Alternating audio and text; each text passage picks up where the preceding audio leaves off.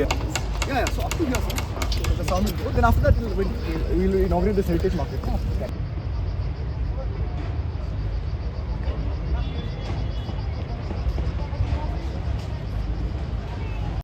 So very good afternoon to all the members of the press fraternity.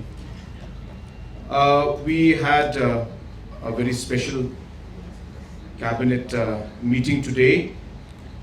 As you can see that we are here in Watts Lake, and this is the venue of the program that we had for the Japanese arena during the Cherry Blossom, which continued into the Lit Fest, which will continue into other aspects of our own culture and tradition, which will be showcased in the next couple of weeks, moving forward into Christmas. And therefore we thought that it's most appropriate to have a cabinet meeting right here in this venue to overall get a feel of the entire festival, and at the same time allow the cabinet itself also to be part of this entire festivals and the programs that we're having. So it's a very special cabinet. It's also special because it was quite long. So we were almost here for 4 hours. Having said that, we had about 16 formal items. I'll just go through all of them. I will not go into details, but you can ask questions after that. Very, very short questions. The first formal item which we took up today was the proposal for adopting the standard operating procedures in matters of using of beacons, flashers, sirens, tinted glasses, etc. in official vehicles. So in a nutshell, what that means is who can use a siren and who cannot use a siren, and also who can have tinted glasses, who can have flashers. All of those aspects were discussed, and there is a strong feeling among the cabinet that there needs to be a mechanism that would control and limit the use of such kind of sirens, one we can hear right now, in the entire process. That was number one. Number two, that under the RDSS, which is the Revamped Distribution Sector Scheme, as you're aware that in the past there were different government schemes under which different households and villages were electrified.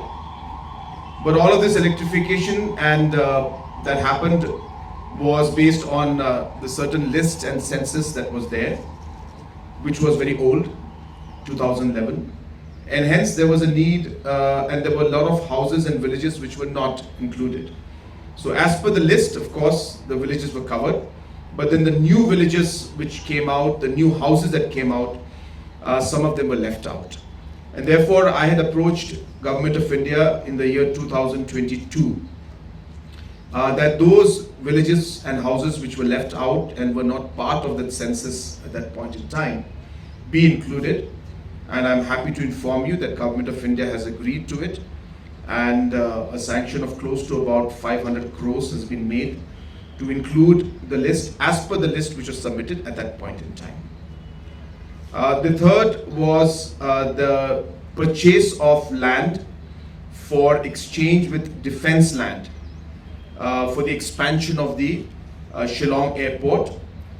This aspect has also been taken up today, and we have given formal approval to go ahead for this because it is required for the expansion of the airport, Shillong airport, so that larger flights can land. And as you know, the tender is already under process, and therefore we felt that whatever deeper consultation that needs to be done with local community and the local headmen, we have requested and designated Deputy Chief Minister in charge transportation to take the discussions further so that the smooth exchange of land and purchase of land can take place, but in principle approval has been given by the cabinet to go ahead.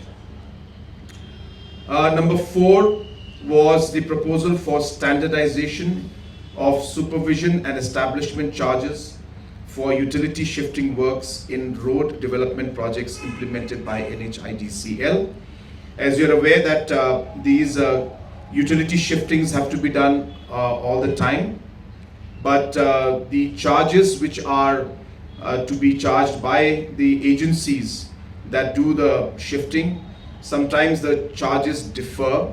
Sometimes somebody's or some agencies charge much higher. Sometimes it's a bit too much. So therefore, we felt that it's a strong need to have a standard charge.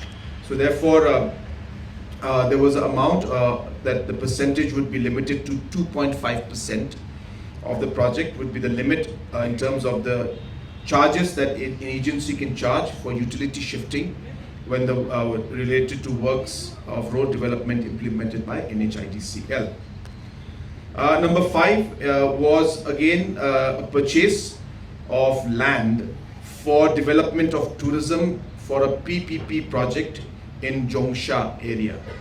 As you're aware that government has now maximized its land holdings, whether it's the Tura Orchid land, which has again been finalized for a PPP project, where a private hotel is going to set up and invest in a 5-star hotel, whether it's the lands we have in Sora, whether it's the lands that we had in Shillong, and so on and so forth. This I mean by government land, so mostly by MTDC. So almost all the areas where we had land where we could upgrade into private public partnership project where we could get large hotels, luxury hotels to come and invest. We have exhausted most of the land, and there are many important areas like the Lightlum, the Nongjrong, and this entire Sintung, and this whole belt of Jongsha. This area is of course a very popular tourist destination, and we strongly felt that there was a need to have a good resort and a 5-star hotel resort in that area, and hence there was a need for government to procure land, and this land has been purchased and government has agreed, cabinet has agreed to go ahead. Proper procedures of course have been followed in every sense, where expression of interest were floated, people participated, a committee was set up, and based on that discussions, negotiations, and final proposal was put in front of the cabinet, which was approved today. We also have approved the procurement of land in Umden area, which again is an area which is developing as a tourist destination. We have sanctioned 50 crores for the road to be constructed towards Umden from Nongpo. And Umden is a silk kind of a village area where a lot of tourists are going, and again there's been a huge demand by the local people that government should set up some kind of a tourist area, lodges and stay areas. So in order to fulfill that, we have again gone ahead and agreed based on the proposal given by the department for the government to buy land out there. Number 7, we have cleared the proposal today for the service rules of the Meghalaya Sports and Youth Affairs Department. So the Sports and Youth Affairs did not have service rules till now, and we have finally today cleared the service rules, and the service rules are like the rules of service rules of other departments, and those also have been cleared today. The next was the proposal for establishment of the Meghalaya Teacher Training Academy as an autonomous society to drive high quality teacher education, capacity building and professional development. So this is a society which we are proposing, which will be under the DERT, to basically focus and look at teacher training as its component, and it will be a body and a society that will be run independently in terms of its functioning. There will be professionals in it, and teachers training is a very important part of our are exercised to improve the overall education sector. And of course, we require different kinds of trainings for different levels of teachers. And therefore, we strongly felt that an autonomous society is required for this particular training to happen. Government departments and agencies have multiple tasks to do, and hence sometimes we are not able to focus on the training aspect. But this society is being created specifically for training, and there are different funding agencies that are there that have funds for training of teachers, and they all do their training at their own capacity, at their own level, which sometimes does not yield the kind of final results that we would want. And hence one society would ensure that the focus is there, and every agency or every program that is there where there is a funding for teachers training, funds will be transferred to this society, and the training will be done at a professional level by this particular society. Next, we have also approved the internal revenue generation scheme for engineering colleges and polytechnics. As you're aware that these are all technical institutes, and today government of Meghalaya spends money and resources to get the different architectural designs to be vetted, or consultancy to be done, or different kind of studies to be done by IITs, IIMs, and so on and so forth. We strongly felt that we have got our own institutes like the Shillong Engineering College, the polytechnics, and these also can be utilized for the same purpose, which will ensure that our faculty and our students are also kept engaged, and they also earn revenue by doing that. So today we have approved the proposal for an internal revenue generation scheme which will allow the engineering colleges, or at least the engineering college that we have and the polytechnics, to take up these kind of different activities which were earlier being taken up by IIT. It's not that we will not engage IIT, it depends on the project to project basis. So depending on the project and the need, we will see the agency. But earlier, the engineering college and polytechnic could not take it up, even if they had their capacity to take up that project. But now this scheme will allow them to do that. The next was a proposal to establish the Park University in North Garo Hills in Meghalaya. This is a private university, so it's an ordinance, and the promoters have been working with the department. The department has been scrutinizing the proposal and the bill.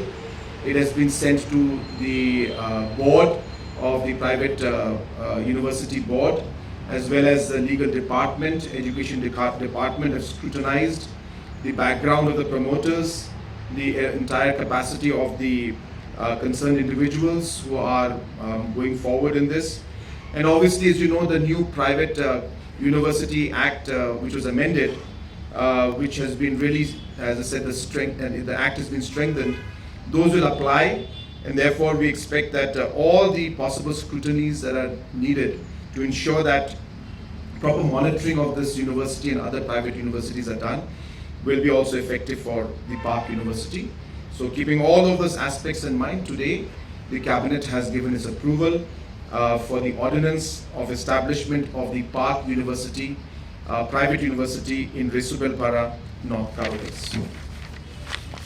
The next agenda was the agenda for the settlement of the GAD land under Tura town area, West Garo Hills. As you are aware, there are many localities where there are government offices, government land, which have been encroached by individuals and public at large in the past 30, 40, 50 years. And in many cases, there have been a lot of court cases going on, and at different times there have been eviction notices being given, which has caused a lot of inconvenience and at times law and order situation. And hence, in line with the same policy which we adopted for William Nagar about 2 to 3 years back, the Cabinet today has approved the proposal from GAD to go for settlement of these encroached land. So this will be leased out in a long-term lease to the people who are staying in that land. The land will be revenue land, but as I said, lease pata, long-term lease will be given to these individuals. There are criteria that will be followed, and based on those criteria, now as I said, it will be regularized in one way, settlement will be done, so that in the future there is no more complication and no more situations that the government or the public has to face. As I said, these people have been in that land for a long time, and the only practical way for us to move forward in this was to go for the settlement, so that we can actually see these kind of long problems being settled once and for all. So we're very happy that this is being done, and the first phase is being started. There are certain localities who have not agreed and are still have differences with the revenue department and with the government. We are not forcing those localities, but the localities which have agreed, where the surveys have been done, digital maps have been created, the drone surveys have been done, all the necessary exercise has been done, public hearing has been done. For the last 2 years this exercise has been going on. So the localities which have agreed, in principle, we have now decided to go ahead with those. And in the second phase, we will continue our discussion with the other localities which have not agreed till now. So this was a very important decision from Tura town point of view, and this has been something that I have been personally talking about because this happens to be also my constituency, and I know the problems firsthand, and I've been engaging with the public at large, and I'm very happy that this is something that now we've been able to settle. The next was the proposal, if you remember, in 2016-17, when North Garo Hills district was formed. There was a proposal and funds were released by government then to buy land banks. And amount of 5 crores was given to all the newly carved out districts to buy land for the government land bank. That money has been there with the different districts. And in North Garo Hills, the DC has done his exercise and has gone ahead with the purchase of land. And as I said, this is an old proposal of 2016. It's just that we are now giving the approval to go ahead. Money has already been given in 2016. The money has been lying with the DC since then. But the purchase was done now only. And now we have gone ahead and given the approval for the purchase of the land bank for administrative setup in terms of the district in North Garo Hills. The amount about 5 crores was sanctioned at that point in time, and within that amount this particular land has been bought. The next one is the acquisition again of land in the Maukunu area.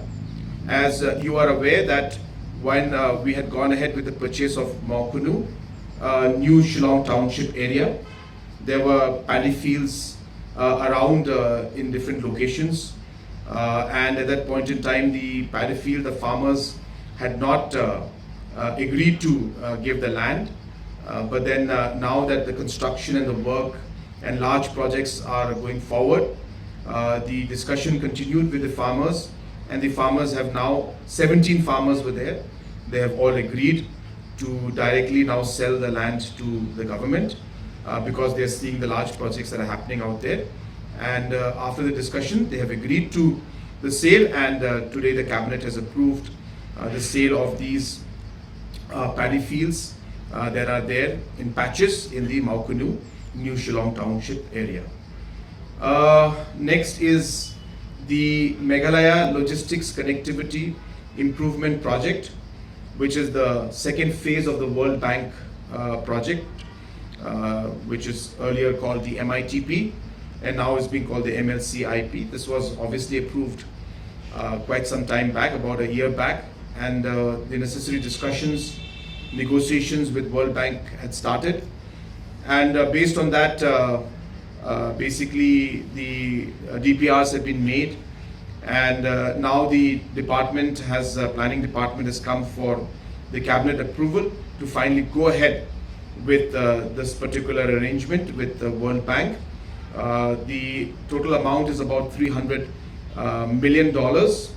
And as you're aware, out of the $300 million, 2080 is the amount that is there, where 20% is the share of the state government, which we have to bear the expenditure. That is coming to about $60 million.